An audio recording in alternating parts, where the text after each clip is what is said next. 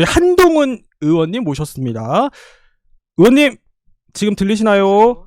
안녕하세요. 예, 의원님 안녕하십니까? 소리를 좀 키워주셔야 될 것 같아요. 예, 잠시만요. 네, 시그널픽 코너 한동훈 의원님 함께합니다. 예. 자, 의원님 지금 부산에 계신다고요? 예, 그렇습니다. 예, 지금 뭐 하고 계세요? 제가 아침에 좀 시민들 뵈는 행사가 하나 있었고요. 아, 갔다 진짜요? 와서, 예. 지금은 전화 받으려고 공손히 아. 대기하고 있었습니다. 아유, 응해주셔서 감사합니다. 아니 지금 고맙습니다. 축하드립니다. 새로 새 출발을 축하드립니다. 아유, 고맙습니다. 네, 잘 해보도록 하겠습니다. 자, 의원님 지금 이제 국회 입성하신 지 벌써 저희가 세보니까 한 2주 남짓 흘렀더라고요. 시간이 진짜 빠르다라는 생각이 드는데 보수 재건 계속 외치고 계셔서 지금 보수 재건을 위해서 의원님이 집중하고 계신 건 뭘까요? 지금 저는 우리 보수를 지지하시는 상식적인 시민들께서 희망을 가지시기 시작했다라고 생각해요. 그것이 지금의 일정 부분 미래에 대한 생각이 지지율에 일정 반영되고 있는 것이죠. 저는 보수 재건의 희망이라는 것은 결국은 아주 실용적인 거라고 생각합니다. 제가 말씀드린 보수 재건이라는 것은 말할 자격을 회복하고 헌법과 사실과 상식에 기반한 보수의 자격을 인정받는 것인데요. 예. 결국은 근데 그것이 그런 정신적인 것에 지나지 않고 결국 2028년에 총선에서 압승하고 2030년에 대선에서 정권을 되찾아오는 겁니다. 그럴 수 있다는 이거 가능하겠는데 이런 생각들이 지금 전 보수 진영에서 태동하고 있다고 생각해요. 네. 예를 들어서 뭐 한마디로 말해서 우리 할 수 있겠는데 이런 거죠. 공소 취소하겠다고 나서고 이재명 대통령, 정청래 대표가 이렇게 우통 벗고 밥그릇싸움하는 저 정도 상대면 우리 보수 재건하기만 하면 이길 수 있겠다. 이런 마음이 저는 이미 시작됐다라고 생각해요. 보수 재건의 방향은 그렇습니다. 제가 승리한 것 자체는 뭐 누가 보더라도 불가능한 승리같이 보였지만 그리고 이재명 정권 그리고 장동혁 당권 정면 승부에서 표를 주셨던 것이잖아요. 저는 여기서 보여준 그 민심이 이미 움직이기 시작했다. 전국적으로 확산하기 시작했다. 이렇게 생각합니다. 보수의 희망의 불씨를 틔우는 것이라고 이제 설명을 해주셨는데 사실 희망이 없었는데 희망의 불씨가 키운다는 거, 불씨가 붙었다는 거는 네네. 50%온 거라고 저는 생각해요. 의원님 그 요미우리 신문 인터뷰가 굉장히 화제였어요. 주말 사이에 그 대선 말씀을 하셔서 2030년 대선 출마에 대해서 그 시점에 국민들이 나를 필요로 하느냐에 달려있다라고 말씀을 하셨거든요. 근데 최근 이제 인터뷰로 보면 장강의 흐름을 바꿀 수는 없다 이 말씀 굉장히 자주 하시는데 지금 이 흐름대로라면 국민들이 의원님의 차기 대선 출마를 원한다고 보십니까? 외신들은 아무래도 뭐 대권 구도를 중심으로 관심이 있어 하기 때문에 그런 질문이 나왔던 거고요. 예. 제가 거기서도 말씀드렸지만 그건 저는 원론적인 말씀을 드린 거고 지금 제가 말씀드리기보다는 그때 국민들께서 판단하실 문제다. 그때도 그렇게 말씀을 드렸던 겁니다. 지금은 어떤 개인의 미래를 생각하는 것보다 보수 재건이 보수 진영 그리고 대한민국 전체를 위해서 대단히 중요합니다. 최선을 다하겠습니다. 예, 의원님 그 지난주에 국민의힘 의원총회 보셨죠? 예, 언론에서 나왔던데요. 네네. 그걸 두고 이제 의원님이 한 언론에서 인터뷰하시길 소위 친한계라는 분들이 앞장선 게 아니었다. 이 점에 좀 주목을 하시던데 구체적으로 저 의총 기류가 어떻게 달라졌다고 평가하세요? 제가 직접 보지는 못했지만 과거 언론 보도상으로 보면 대개 이제 그렇게 장 대표를 옹호하기 위해서 미리 이제 스크럼 짜고 순서 준비해 와서 이제 반대 발언들을 제압하고 이런 흐름이 있었죠. 그리고 시간적으로도 어떻게든 간에 이제 막아서 짧게 하고 이렇게 했었잖아요. 근데 그런 흐름이 이번에도 그럴 거라고 예상한 분들이 많으셨던 것 같아요. 그런데 실제는 달랐죠. 결국 그러니까 그게 제가 말씀드린 장강의 물결을 몇몇 분들이 강을 거슬러 올라가겠다고 열심히 노젓는다고 거스를 수 없다는 말씀입니다. 저는 이렇게 말씀드리고 싶어요. 어제는 또 무슨 2018년과 비교해서 선방했다 이런 당 차원의 보고서가 나왔던데 그렇죠. 그거 사람들이 누가 공감하겠습니까? 2026년의 선거를 왜 2018년과 비교를 합니까? 2022년과 비교해야지. 게다가 2022년 지선 같은 경우도 2018년 비해서 2022년이 졌잖아요. 그 민주당 입장에서는요. 민주당 입장에 보면 민주당 지휘부 당일로 즉각 사퇴하지 않았습니까?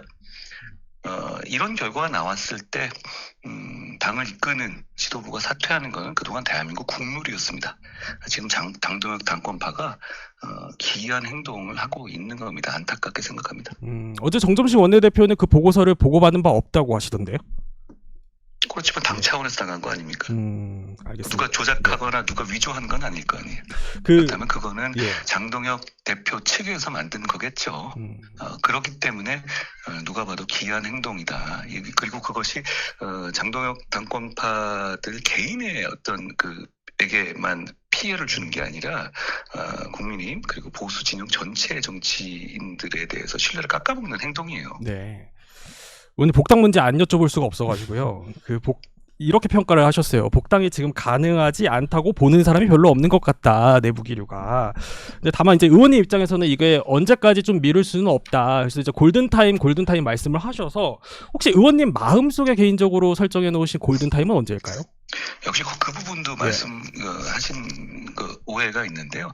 제 개인을 위한 골든타임을 말씀드린 게 아닙니다. 예. 보수 재건을 위한 골든타임을 말씀드린 거죠. 이번 선거를 통해서 이재명 정권을 제대로 제어하기 위한 보수를 재건하라는 민심이 드러났다고 생각해요. 승리한 곳들을 보십시오. 그리고 그 승리의 방식들을 보시면 저는 보수 재건의 골든타임을 내에서 보수를 재건하라는 민심의 명령이 있다고 생각합니다. 그 한도가 있다는 말씀을 드린 거예요. 예를 들어서 그런데 그게 어떤 대의와 명분을 가지고 이게 조금 이렇게 시간을 미뤄야 되겠다라는 거라면 괜찮은데 그게 그 정치인들 개개인이 좀 불안한데 이거는 나한테 불이익이 되지 않을까? 이런 이유로 미루는 것은 국민들의 민의에 반하는 것이다. 이런 말씀 드리는 겁니다. 앞서 이제 의원님께서 이제 다른 좀 미온적인 분들, 복당에 대해서 미온적인 분들의 말을 좀 인용하시면서 뭐 전략자산 이런 말씀도 하시고 이걸 왜 아껴두냐라고도 평가를 하셔서 좀 의원님 개인적으로는 좀 복당에 대한 그 기류가 조금 달라진 거 아니냐, 조금 빨라진 거 아니냐라는 평가들도 나와서요.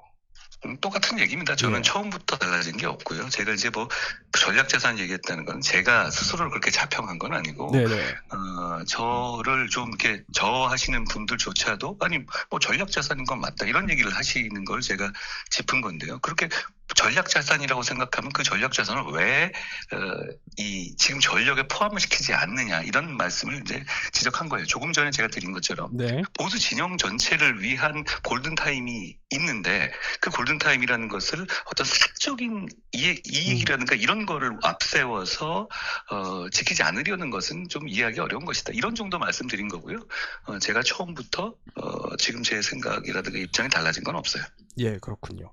아니, 의원님 계속 이제 행보에 하나하나씩 관심이 생겨서요. 그 박대출 국민의힘 의원이 대표 발의했던 그 사전투표제 폐지 법안에도 이제 발의자로 성함을 올리셨고, 그리고 미래혁신 포럼, 이건 이제 김기현 의원이 좀 주도하는 건데, 의원실에서 연락이 와서 흔쾌히 하기로 했다라고 말씀을 하셨는데, 이게 이제 뭐 국민의힘과의 접촉면을 계속 늘리려는 시도로 해석이 되거든요. 언론에서는 어떻게 보세요? 제가 말하는 보수 재건은 과거를 탓하는 것이 아니라 함께 미래로 가자는 겁니다. 미래혁신 포럼은 김기현 의원실에서 요청이 와서 대단히 기쁜 마음으로 가입했어요. 제가 이런 공부를 하는 걸 좋아합니다.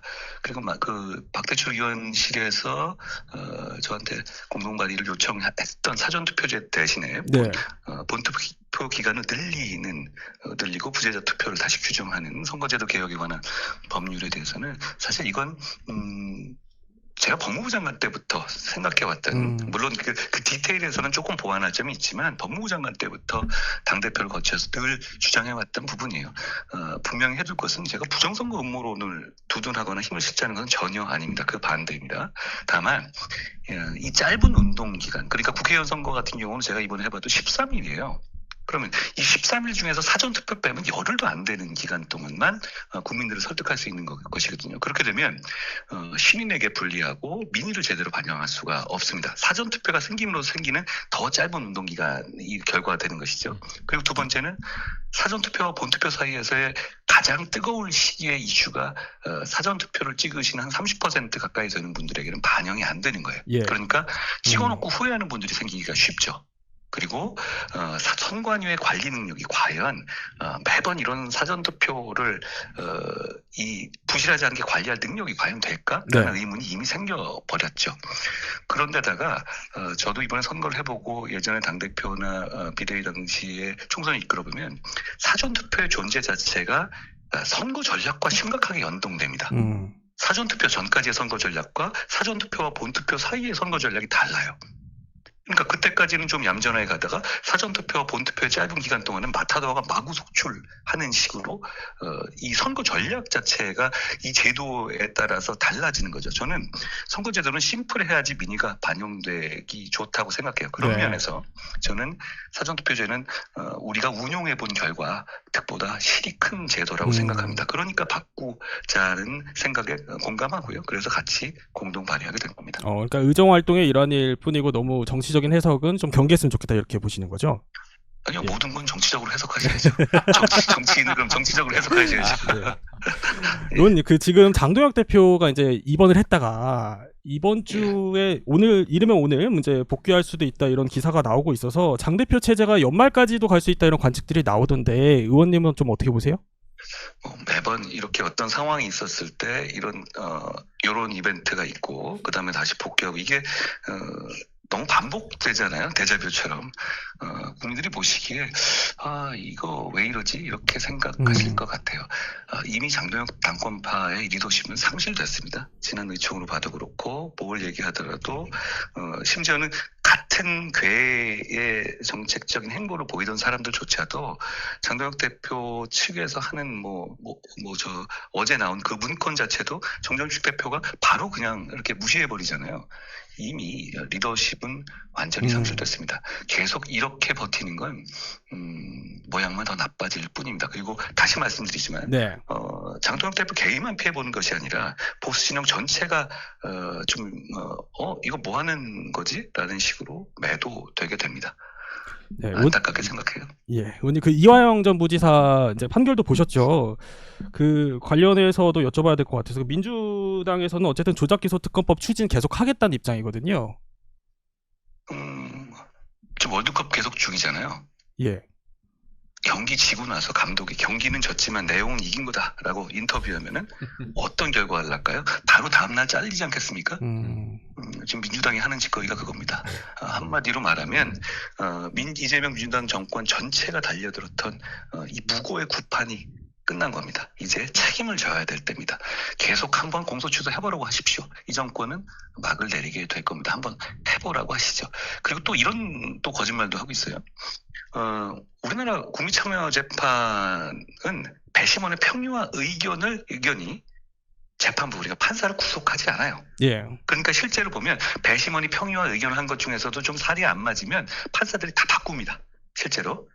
그런데 이 사안은 배심원들의 의견에 대해서 판사들도 수용했어요. 그럼 이미 이게 실질이 무엇이라는 것, 이런 이 실질이 무고의 구판이었다는 것 자체가 배심원들과 판사들까지도 인정한 겁니다. 근데 우리 한번 이거 생각해보죠. 왜 이렇게까지 해야 될까요? 왜 이렇게까지 지금 아직도 이렇게 개망신 당하고서도 특검법을 하면서 공소취소하겠다. 왜 이렇게까지 해야 될까요? 이것 때문에 표 깎아먹는 거 모르겠습니까? 이거 만약에 공소취소 얘기 안 했으면 대구도 김부겸 이길 수도 있었던 거 아닌가요? 다들 그렇게 판단하시던데. 근데 왜 이렇게까지 할까요? 저는 이 점을 국민들이 좀 보셔야 된다고 생각해요. 왜 그러냐? 이재명 대통령이 유죄이기 때문이에요. 이재명 대통령이 재판을 계속한다면 감옥 갈 수밖에 없기 때문입니다. 저는 이런 실질이 이렇게 민주당이 이상한 몸부림을 치고 이상한 행동을 할수록 더 선명해지고 분명해진다고 생각합니다. 분명히 말씀드리지만 취소를 실행하면 이재명 대통령은 탄핵돼야 마땅합니다. 제가 앞장설 겁니다. 머리숱 있고 아까 어떤 패널께서 머리숱 얘기하시던데 머리숱 있고 탄핵 안 된다고 그렇게 허장성세 불릴 일이 아닙니다. 예전 탄핵들은 머리수가 충분해서 탄핵이 됐으니까 너무너무 선을 넘어버리는 일에 대해서 대한민국 국민들은 용인하지 않으실 겁니다. 오늘 이번 주에 정청래 대표가 이제 사퇴할 거다라는 전망들도 많아서 이것도 여쭤볼 수밖에 없을 것 같아요. 보안수사권 폐지가 이번 전대의 쟁점이 될 걸로 보이거든요. 어떻게 보세요?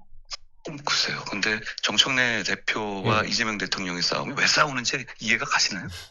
예를 들어서 이런 거죠. 제가 윤 대통령하고 부딪혔을 때를 보시면 네네. 그거는 이유가 있었어요. 예를 들어서 김건희 여사의 예. 어떤 그 선을 넘는 부분을 제어해야 한다든가 아니면 의료 문제에 있어서 과도한 어떤 숫자 같은 걸 제어해야 된다든가 이중섭 성사무 문제, 김경수 복권 문제, 네. 그리고 R&D 문제 이런 어떤 문제를 바로잡으려는 명분이 있었거든요. 그런데 지금 정청래 대표와 이재명 대통령은 그게 아니라 그냥 밥그릇 싸움을 하는 거예요. 예를 들어서 이재명 대통령과 정청래 대통령이 공소 취소에 대한 가부의 문제를 두고 뭐 붙었다면 뭐 그건 명분이 있는 싸움일 텐데 네. 이건 그냥 내 밥그릇 건드리면 뭐 물어버리겠다 이런 식의 싸움을 서로 하고 있는 것이죠. 그렇지만 지금 이 당은 여당입니다. 국민의 삶에 대한 문제를 갖고 싸우는 게 아니에요. 예를 들어서 이재명 대통령 재판 없애는 데서 민주당이 누가 공개적으로 반대했습니까? 그리고 폭등하는 서울 전셋값 잡는 방법 두고 싸우고 있는 건가요? 그것도 아니고 뭐 아파트 공급처 대책을 가지고 싸우고 있습니까? 환율을 가지고 싸우고 있습니까? 실업률을 가지고 싸우고 있습니까? 그렇지 않죠. 보안 수사권 문제 어차피 다 망가뜨려 놓고 그거 하든 말든 상관없어요. 자기들끼리 그거는 싸움의 어떤 고리일 뿐이지 네. 그거 가지고 싸우고 있다라고 누가 생각합니까? 보안 수사권 때문에 정청래 이재명 대통령이 싸우는 겁니까? 그건 자기들도 그렇게 생각 안 하잖아요. 그건 뭐라도 갖다 붙이려고 하는 거지 그것 때문에 시작한 얘기 아니지 않습니까? 그러니까 소위 언론에서 얘기했던 유난 갈등과 지금 명천 갈등은 다르다. 아니 그거는 명분과 어떤 목표가 있고 그걸로 인해서 결과를 바꾸기 위한 이유가 있었잖아요. 예. 제가 적어도 얘기했던 것은 뭐 제가 그런데 지금 이 싸움은 철저하게 누가 당대표가 돼서 누가 공천권을 가질 것이냐에 대한 아주 그 말초적인 싸움이에요. 제가 초반에 이렇게 했잖아요. 이재명 대통령과 정청래 대표가 우통벗고 싸운다고. 그게 그런 의미로 말씀드린 겁니다. 네. 의원님 지금 이제 동시 접속자 수가 굉장히 많습니다. 이제 1,400명이 넘게 지금 채널A 채널을 통해서만도 시청을 하고 있는데 저희가 사전에 이게 끝으로 마지막 질문이 될 것 같아요. 의원님께 꼭 이거는 여쭤봐 줬으면 좋겠다라는 시청자 질문이 있었어서 예. 좀 가벼운 질문인 것 같긴 합니다만. 예. 한동훈이 10년 전 한동훈에게 한마디를 한다면 뭐라고 할 것 같으십니까? 10년 전에 뭐 하고 있었는지 잘 기억이 안 나긴 하는데 근데 제가 지금 론스타 관련한 책을 거의 쓰고 있거든요. 그때도 그게 끝나지 않은 단계였고 저는 한 20년 동안 그 론스타 사건 관련해서 수사도 제가 진행했고 그리고 중재 과정에서도 제가 실무를 상당 부분 담당했어요. 왜냐하면 수사를 직접 담당했기 때문이죠. 그리고 그 이후에 법무부 장관으로서 최소 소송을 민주당의 반대에도 불구하고 강행해서 결국 이겨냈는데요. 근데 그 20년 동안 마음속에는 불안감 같은 게 있었습니다. 이게 이자는 들어가고 그리고 이게 현실적으로 질 가능성이 있고 그리고 그걸로 인해 가지고 뭐 국익이 지켜지지 못할 수도 있고 이런 식의 불안감이 있었거든요. 지금은 이미 결과가 난 때니까 네. 뭐 10년 전으로 돌아간다면 그 론스타 우리가 이기니까 걱정하지 마라 이렇게 얘기할 것 같습니다. 그렇군요. 네. 의원님 바쁘신데 시간 내주셔서 감사합니다. 고맙습니다. 네, 고맙습니다. 축하드립니다. 예.